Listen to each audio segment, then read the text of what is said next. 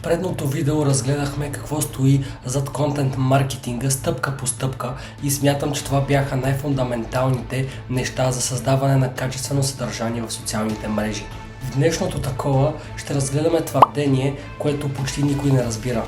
Защо повечето видеа в социалните мрежи, които имат висока гледаемост, не продават?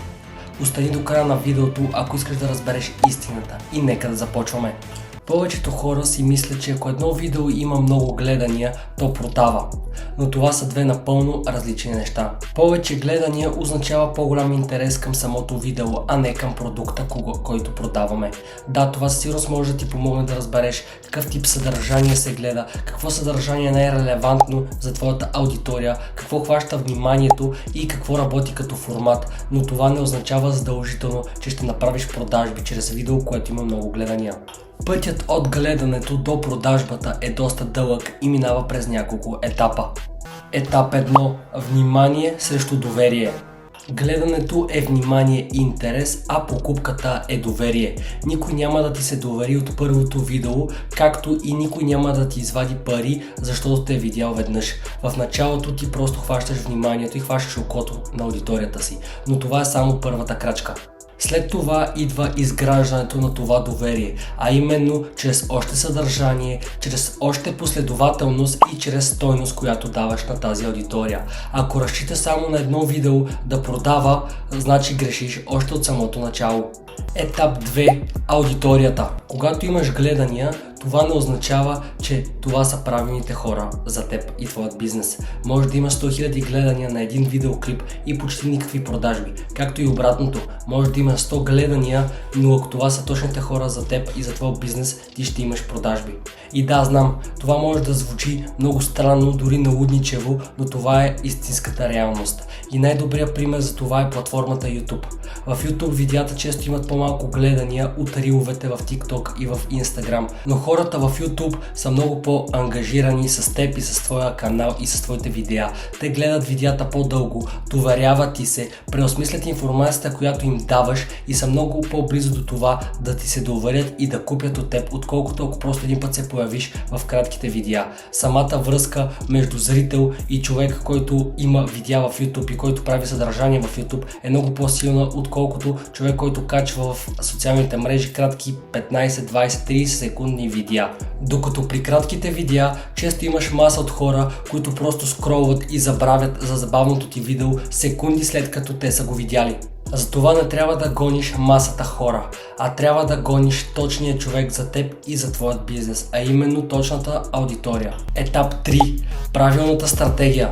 Това е най-важният етап, който комбинира правилната стратегия и правилната система зад съдържанието, което трябва да се качва. За да работи контента ти, не е достатъчно да качваш едно видео или един тип съдържание и да се надяваш то да продава. Трябва да имаш няколко типа съдържание в профила ти, като всяко от тях да има различна цел.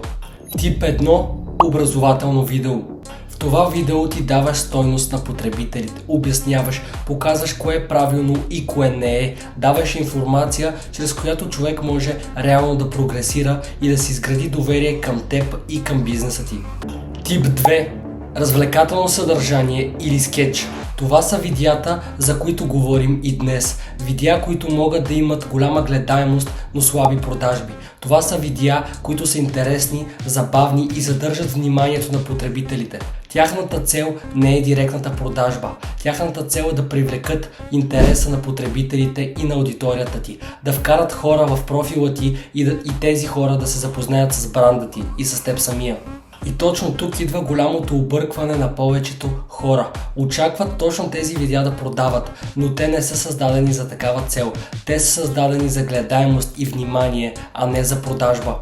Тип 3. Насочени към продукта. Този тип видеа ти вече показваш как продуктът решава конкретен проблем на аудиторията ти. Каква е разликата преди и след използването му и защо човек трябва да го избере. Когато комбинираш тези три типа съдържание, ти вече имаш готова система и структура. Не разчиташ на един клип да стане вайрал и да направи продажби, а разбираш, че това е процес и всяко едно видео има своята роля. Етап 4. Повторение и вземане на решение. Човек трябва да види продукта ти между 3 и 7 пъти, преди изобщо да започне да мисли дали да го купува. И да, наистина това звучи наудничево, но това е самата реалност. Не става с едно видео, не става с едно показване. Хората не вземат решение толкова бързо, особено когато става въпрос за пари. Помисли за себе си. Случвало ли ти се да говориш за даден продукт или просто да го видиш някъде и след това изведнъж да започне да ти излиза навсякъде? Първият път го подминаваш, вторият път пак го подминаваш и на третия път вече се замислиш и започваш да му обръщаш все повече внимание. И вече в един удобен момент, след като си видял тази реклама и този продукт няколко пъти, започваш да се питаш дали това наистина май ти трябва и дали ще реши някой проблем. Това е процесът, през който минава всеки един човек, а за това не трябва да разчиташ на едно видео да направи продажби, а на цяла система и структура от видеа. Трябва да мислиш как човек ще те вижда отново и отново, как ще изграждаш доверие с него във всяко следващо видео и как постепенно ще го водиш към решението, а именно решението на неговите проблеми чрез твоят продукт. Това се отнася и за платените реклами, но в следващите видеа ще обгърнем тази тема. И точно тук идва силата на последователността. Не едно силно видео, а серия от видеа, които работят заедно. Гледанията ти хранят егото, но продажбите хранят бизнеса ти.